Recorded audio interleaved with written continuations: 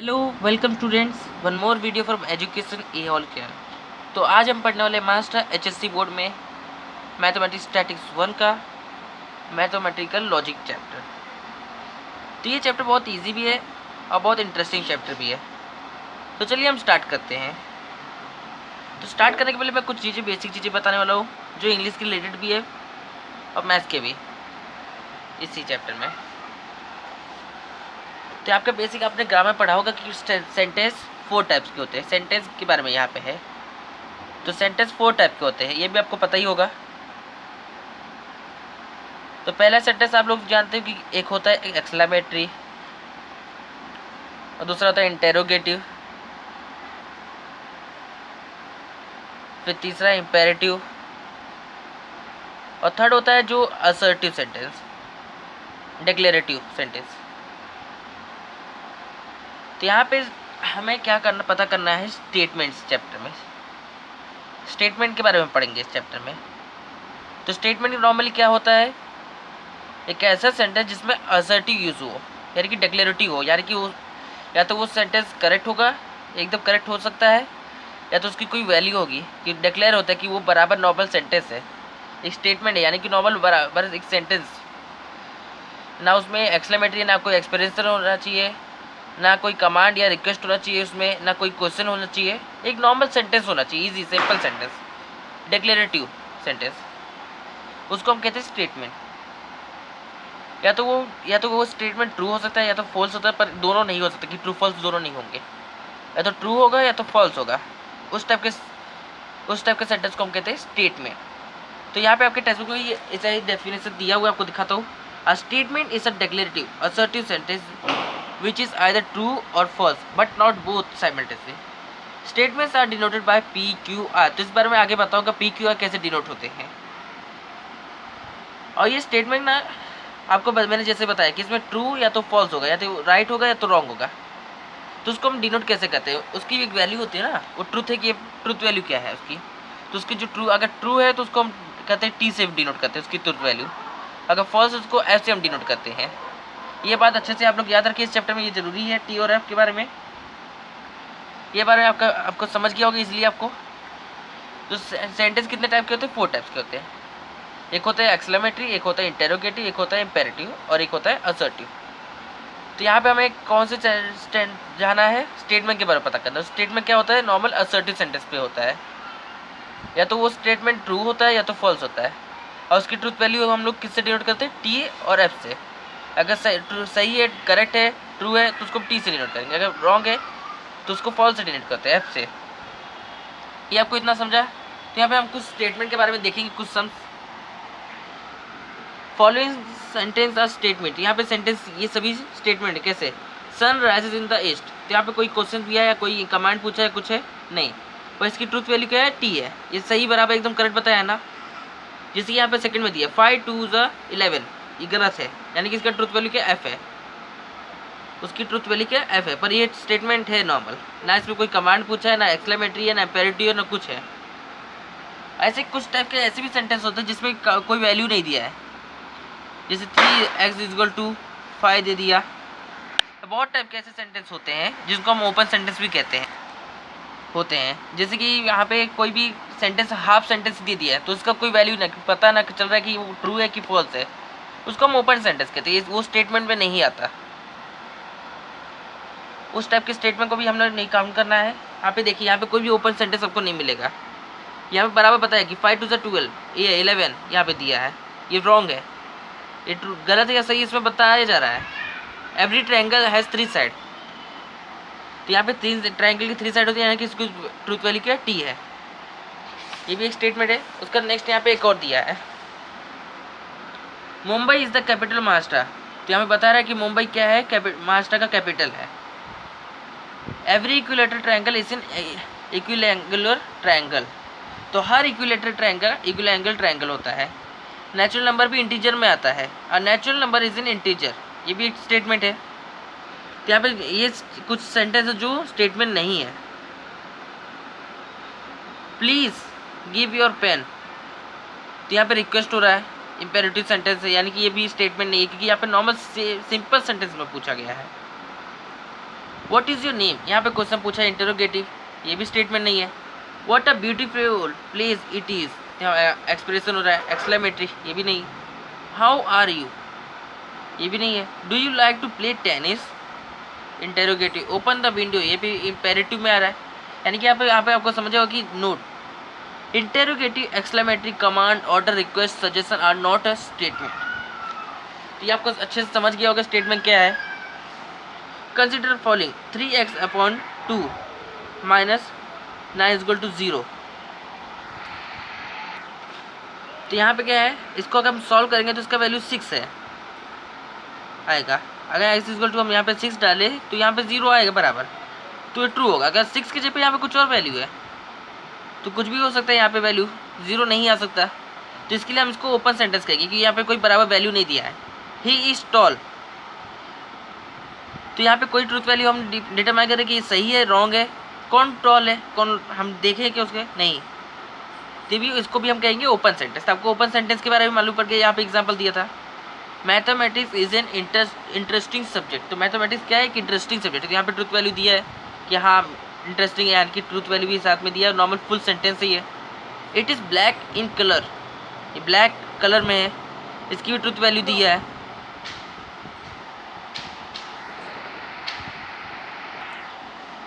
तो यहाँ पे भी कुछ बराबर ट्रूथ वैल्यू नहीं है इन दोनों की, तो इस टाइप से यहाँ पे बराबर बताया है। तो नेक्स्ट हम कुछ सॉल्व एग्जांपल देखते हैं, उसका नेक्स्ट वीडियो हम एक्सरसाइज पे जाएंगे और कुछ और भी एग्जांपल हम बताने वाले हैं। जैसे यहाँ पे दिया है, which of the following sentence are statement in logic, write down the truth value of the statement. तो यहाँ पे क्या दिया है, फर्स्ट का 6 × 4 = 25, 6 4 = 25 होता है नहीं, तो हम इसके लिए हम क्या लिखेंगे आंसर। तो यहाँ पे देखिए, तो डायरेक्टली आपको ऐसे क्या करना है, फर्स्ट क्वेश्चन लिखना है, ऊपर क्वेश्चन मार्क ऐसे ये पूरा लिखना रहता है आपको। उसके यहाँ पे क्या दिया है, 6 × 4 = 25 दिया है, तो आपको लिखना होगा इट इज़ अ स्टेटमेंट। यहाँ पे ऊपर दिया है, मैं लिख रहा था, it is a statement which is false and its truth value is f। जिस टाइप से लिखना है कि ये स्टेटमेंट है जो फॉल्स है, यहाँ पे रॉन्ग दिया है ना, फॉल्स है ना ये, इसके लिए हम इसको लिखेंगे इट इज़ अ स्टेटमेंट, वो स्टेटमेंट है पर फॉल्स है, इसके लिए इसका ट्रूथ वैल्यू क्या होगा, f होगा, f। उसका एक और नया दिया है, x + 6 = 9, तो यहाँ पे x की वैल्यू कुछ भी हो सकती है। अगर बराबर यहाँ पे 3 वैल्यू दिया होता तो यहाँ पे 9 आता, तो सही 4 आया होता। तो यहाँ पे कुछ पता नहीं कि कौन सा वैल्यू है, यहाँ पे x के जगह पे आ सकता है, इसके लिए हम इसको क्या कहेंगे, ओपन सेंटेंस। तो यहाँ पे देख सकते हैं सॉल्यूशन में, it is open sentence hence this is not a statement. What are you doing, तो it is an interrogative hence it is not a statement, इस टाइप से लिखोगे आप। तो नेक्स्ट हम आगे और देखते हैं लॉजिकल कनेक्टिविटी और बहुत सारी चीज़ें हैं आगे। तो यहाँ पे कुछ चीज़ें दी हैं जो आपको अच्छे से ध्यान रखने हैं, मैं सिंबल के तरीके आपको याद करा दूंगा बहुत ईजी तरीके से। तो अगर आपको मालूम है कंजक्शन के बारे में, तो कंजक्शन नॉर्मल पता होगा, कंजक्शन मालूम होगा। उसके बाद कंपाउंड सेंटेंस है, तो कंपाउंड सेंटेंस क्या होता है, जो दो सेंटेंस को एक साथ जोड़ता है, दो अलग अलग सेंटेंस को एक साथ जोड़ता है, उसको हम कहते हैं कंपाउंड सेंटेंस। तो वो किससे जुड़ते हैं, नॉर्मल कंजक्शन कनेक्टिविटी से जुड़ते हैं, कनेक्टिव से। तो यहाँ पे कौन कौन से कनेक्टिव यूज़ हो सकते हैं, जैसे कि एंड है, एंड की मदद से जुड़ सकते हैं दो सेंटेंस, या और से जुड़ सकते हैं, या तो इफ़ और देन की मदद से जुड़ सकते हैं, नॉर्मल सेंटेंस उसके बाद यहाँ पे इफ़ देन यहाँ पे जुड़ सकते हैं, या इफ़ एंड ओनली इफ से जुड़ सकते हैं,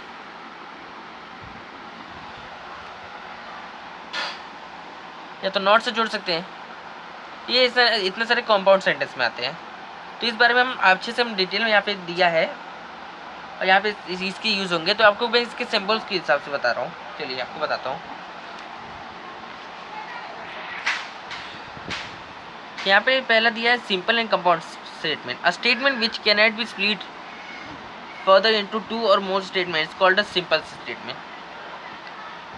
तो एक ऐसा स्टेटमेंट जो या तो 2 और मोर सेंटेंस में हो सकता है, स्प्लिट नहीं हो सकता, उसको हम नॉर्मल सिंपल स्टेटमेंट कहते हैं। Statement is a combination of 2 और more simple statement, then it is called a compound statement. तो जो एक ही सेंटेंस नॉर्मल रहता है उसको हम वो बिना स्प्लिट हुए उसको हम कहते हैं सिंपल स्टेटमेंट। और दो जिसमें दो स्टेटमेंट एक साथ जॉइंट है किसी कंजक्शन या कोई कनेक्टिव से, उसको हम कहते हैं कंपाउंड स्टेटमेंट। जैसे यहाँ पे दिया है 3 is a prime and 4 is an even number, तो यहाँ पे किससे जुड़ा है? एंड से जुड़ा हुआ है, किसी एक कनेक्टिव से। जो मैंने एंड ये सब बताया था ना, एंड, और, if then, if and only, if not. तो यहाँ पे एंड से यहाँ पे दो सेंटेंस को जो है 3 इज अ प्राइम है, 4 इज एन इवन नंबर, तो दोनों दो स्टेटमेंट को एक साथ जोड़ा है एंड से, तो इसको हम कहेंगे कंपाउंड स्टेटमेंट। यहाँ पे हम एक और देख सकते हैं 3 and 5 are twin prime is a simple statement. तो यहाँ पे 3 and 5 क्या है? एक साथ एक ही सेंटेंस में दिया है, तो इसके लिए हम कह सकते हैं इसको सिंपल स्टेटमेंट। तो चलिए हम मेन अपने टॉपिक पे आते हैं, conjunction. If two statement are combined using the connective and then it is called as a conjunction. In other words, if P and Q are statement, then P and Q is called conjunction. तो यहाँ पे क्या बता रहा है कि अगर दो स्टेटमेंट है P and Q, नॉर्मल दो स्टेटमेंट, हम इसको जो सेंटेंस है जैसे यहाँ पे दिया है 3 is a prime and 4 is an even number, तो हम इनको P and Q में डिनोट कर सकते हैं। तो P को हम लिख सकते हैं यहाँ पे क्या दिया है 3 इज अ प्राइम, तो नॉर्मल P को हम लिख सकते हैं 3 इज अ प्राइम, और उसके प्राइम नंबर लिखेंगे। और उसका Q को हम लिख सकते हैं 4 इज एन इवन नंबर। इस तरह से हम P Q में डिनोट कर सकते हैं। तो यहाँ पे कंजक्शन का दिया है एंड, तो एंड को हम यहाँ पे सिंबल से हम देंगे ऊपर की तरफ में दिया है, यहाँ पे ऊपर की तरफ एरो, तो हम क्या करें P 3 is a prime number and 4 is an even number, तो हम इसको सिंबल कर सकते हैं P एंड Q। ये सिंबल एंड को दर्शाता है, यानी कि एंड को डिस्क्राइब करता है। तो जब एंड दिया है तो नॉर्मल टेबल में वैल्यू कैसे आएगी आपकी? तो यहाँ पे टेबल दिया है, मैं यहाँ पे ड्रॉ कर देता हूँ। यहाँ पे देखिए मैं टेबल ड्रॉ कर दिया हूँ नॉर्मल जैसे यहाँ पे दिया है, तो मैं यहाँ पे आपको अच्छे से एक्सप्लेन करता हूँ। तो यहाँ पे ट्रुथ वैल्यू किस टाइप से लिख लेगी दो स्टेटमेंट की? तो यहाँ पे अगर एंड दिया है, तो यहाँ पे अगर एक एंड दिया है, अगर पहले के स्टेटमेंट का टी है, और यहाँ पे इसको आप मत देखिए स्टेटमेंट को, नॉर्मल यहाँ पे दिया है नॉर्मल P और Q का स्टेटमेंट, तो यहाँ पे एक भी अगर F है, यानी कि एक भी स्टेटमेंट अगर रॉन्ग है, F दिया है, तो वो फॉल्स आएगा। अगर दोनों सेम है, अगर दोनों T है दोनों स्टेटमेंट में, तो वो T आएगा।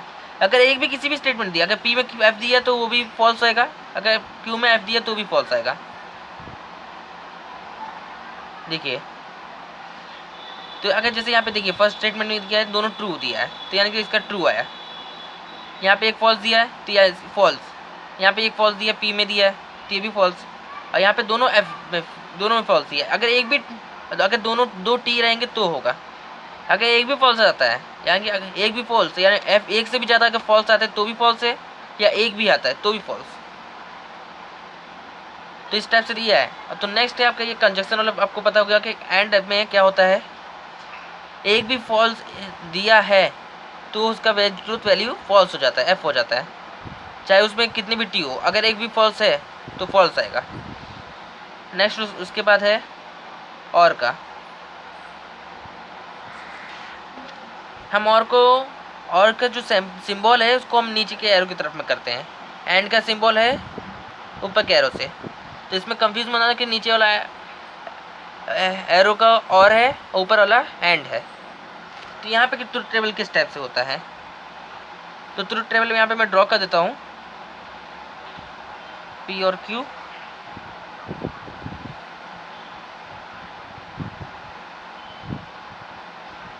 तो यहाँ पे क्या होता है, अगर एक भी ट्रू है तो ट्रू, जैसे पिछले में था फॉल्स, एक भी फॉल्स है तो फॉल्स, तो यहाँ पे अगर एक भी ट्रू है तो ट्रू, अगर दोनों फॉल्स दिए तो फॉल्स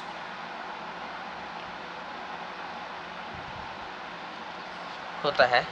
तो देखिए यहाँ पे एक भी ट्रू दिया है, यहाँ पे दोनों ट्रू दिए हैं, तो यानी कि ट्रू। यहाँ पे एक ट्रू दिया है ना, तो यानी कि ये ट्रू।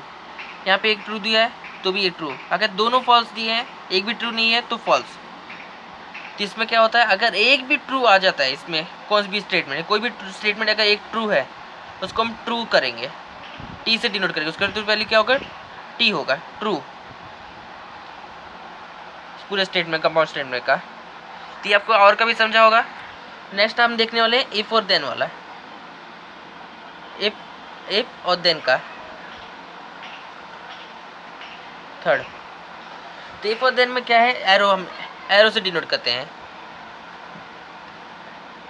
जैसे नॉर्मल फर्स्ट सेंटेंस को सेकंड सेंटेंस से एरो की तरफ में डिनोट करते हैं। तो इसमें क्या होता है, तो अगर एरो के लेफ्ट साइड में जहाँ सेकंड स्टेटमेंट के ऊपर एरो जिस पे किया है, अगर वो ट्रू दिया है तो स्टेटमेंट का ट्रूथ वैल्यू होगा ट्रू, टी। अगर नहीं दिया है, यहाँ पे एफ दे दिया अगर एरो की तरफ में, तो स्टेटमेंट का ट्रूथ वैल्यू होगा एफ। तो चलिए देखते हैं। जैसे कि यहाँ पे पहले में दिया है ट्रू ट्रू,